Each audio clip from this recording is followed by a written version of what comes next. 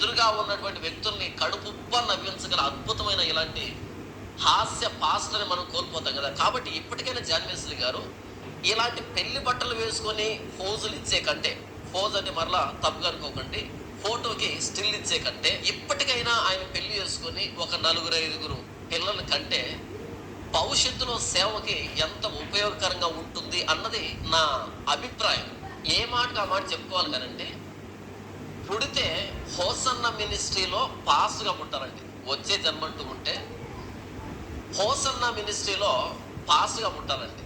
ఎందుకంటే యేసు ప్రభు కూడా లేనంత క్రేజ్ హోసన్న మినిస్ట్రీలో పాస్టులకు ఉంటుందండి. చూడండి, జాన్ వెస్లీ గారు తగ్గినా అదొక సెన్సేషనే, జాన్ వెస్లీ గారు తుమ్మిన అదొక సెన్సేషనే, జాన్ వెస్లీ గారు కూర్చున్నా, లేచినా, పాడినా, పరిగెత్తినా, ఆయన జీన్ ప్యాంటు టీషర్ట్ వేసుకున్నా, ఆయన బ్లేజర్ వేసుకున్నా, ఆయన పంచి కట్టుకున్నా, ఆయన జుబ్బా వేసుకున్నా, ఆయన పాడినా, ఆయన వాక్యం చెప్పిన ప్రతి విషయం కూడా సెన్సేషన్ అయిపోతుంది. అందుకనే పుడితే హోసన్న మినిస్ట్రీలో పాస్గా పుట్టాలి.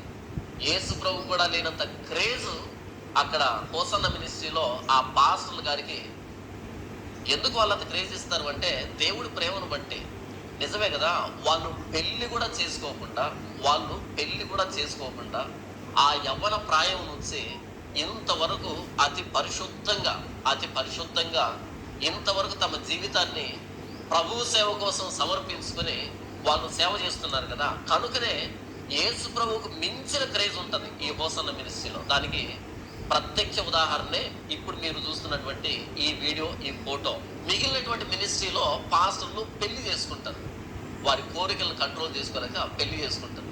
అయితే ఈ హోసన్న మినిస్ట్రీలో ఈ జాన్ వెస్లీ గారు ఇలాంటి వాళ్ళు వారి యవ్వన కోరికల్ని ప్రభువు కోసం త్యాగం చేస్తారు. వాళ్ళు ప్రభువుని అంతగా ప్రేమిస్తారు కాబట్టి ప్రభువు వీరికి ఇంత ఆధిక్యతను ఇచ్చాడు అని నేను అనుకుంటున్నాను.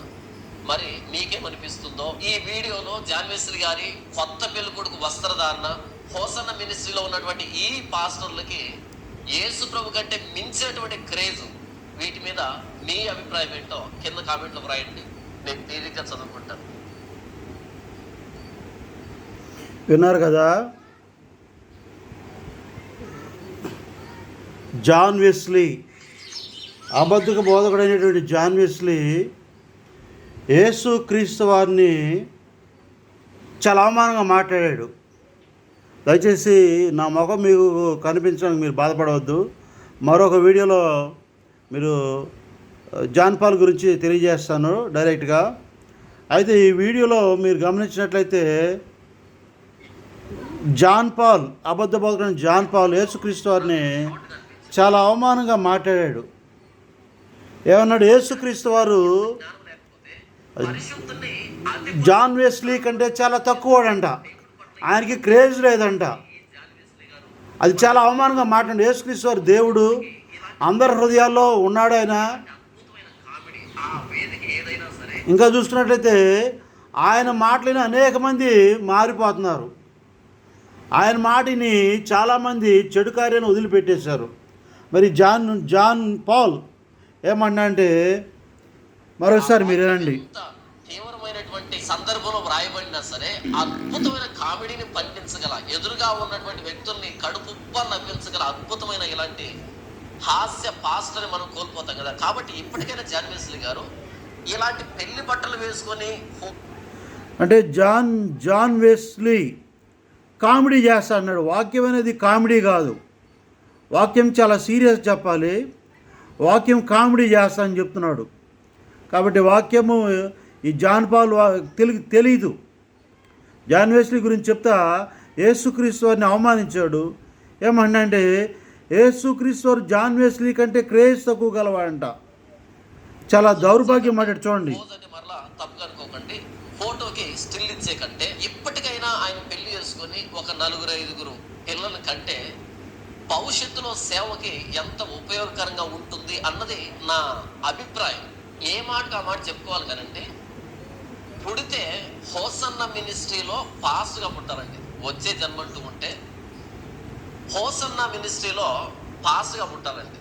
ఎందుకంటే హోసన్న మినిస్ట్రీలో పాస్టర్గా పుట్టాలి వచ్చే జన్మ అంటూ ఉంటే అన్నాడు. బైబిల్ ప్రకారం మరొక జన్మ లేదండి.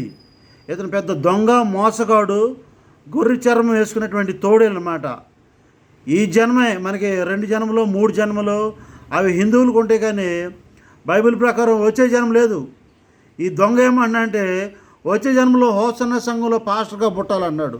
కాబట్టి ఇతను మోసగాడు. ఇంకా వినండి, యేసు ప్రభువు కూడా లేనంత క్రేజు యేసు ప్రభుకి లేనంత క్రేజ్ ఈయనకు ఉందంట. చూడండి, జాన్ పాల్ చెబుతున్నాడు. జాన్ వెస్లీ గారు తగ్గిన అదొక సెన్సేషనే, జాన్ వెస్లీ గారు తుమ్మిన అదొక సెన్సేషనే, జాన్ వెస్లీ గారు కూర్చున్న, లేచిన, పాడిన, పరిగెత్తిన, ఆయన జీన్ ప్యాంటు టీ షర్ట్ వేసుకున్నా, ఆయన బ్లేజర్ వేసుకున్నా, ఆయన పంచి కట్టుకున్నా, ఆయన జుబ్బా వేసుకున్నా, ఆయన పాడినా, ఆయన వాక్యం చెప్పిన ప్రతి విషయం కూడా సెన్సేషన్ అయిపోతుంది.